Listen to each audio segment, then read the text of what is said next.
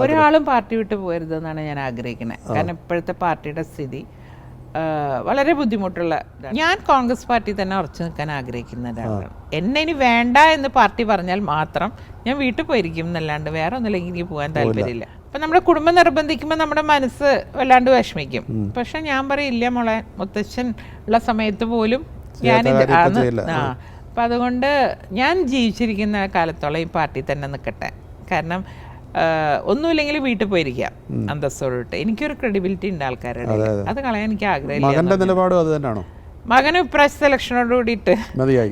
പക്ഷെ കോൺഗ്രസ് വിട്ടിട്ട് ഞാൻ ഇന്ന് വരെ ഒന്നും ചിന്തിച്ചിട്ടില്ല. മറ്റു പാർട്ടികളും ക്ഷണിച്ചു കാണുമല്ലോ പത്മജ. ഇല്ല, ഞാൻ അതിലേക്കൊന്നും ചെവി കൊടുത്തിട്ടില്ല. പലരും ഇങ്ങനെ പലതും പറയുന്ന കേൾക്കാം. പക്ഷെ ഞാനൊരു സീരിയസ് ആയിട്ട്, കാരണം ഞാൻ പറഞ്ഞു എന്നെ അറിയുന്നവരാരും ഇത് വിളിക്കില്ല എന്നെ, അതാണ് എൻ്റെ സ്വഭാവം.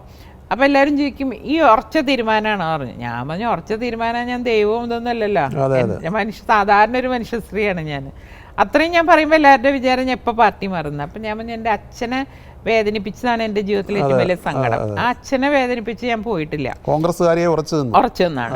ഞാൻ പാർട്ടീനെ അത്ര ഇഷ്ടപ്പെടുന്ന ഒരാളാണ്. കാരണം ഞാനിങ്ങനെ ഫേസ്ബുക്കിൽ ഒരു പോസ്റ്റ് ഇട്ടപ്പോൾ പലരും പറഞ്ഞു ഞാൻ പാർട്ടി മാറാൻ പോണു, ഞാൻ വേറെ പാർട്ടിയിലേക്ക് പോകണു. എൻ്റെ അച്ഛൻ പോയിട്ട് പോലും അച്ഛനെ വേദനിപ്പിച്ചിട്ട് ഈ പാർട്ടിയിൽ നിന്ന ആളാണ് ഞാൻ. പാർട്ടി പ്രവർത്തക എന്നുള്ള നിലയ്ക്ക് എല്ലാവരുടെ മാതിരി തന്നെ ഒരു അവകാശം അർഹതയും എനിക്കുണ്ട്.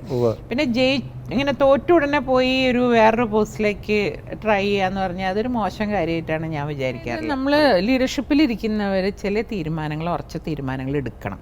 അതിന് ആരും പേടിക്കേണ്ട കാര്യമില്ല. കൂടിപ്പോയി അവരെന്ത് ചെയ്യാൻ പറ്റും, നമ്മളെ ഈ സ്ഥാനത്ത് ഇരുത്തില്ല എന്നല്ലല്ലോ. BJP-യിലും വളരെ മോശമാണ് വനിതകളുടെ സ്ഥിതി, ഇതിനേക്കാളും മോശമാണ് BJP-യിലൊക്കെ.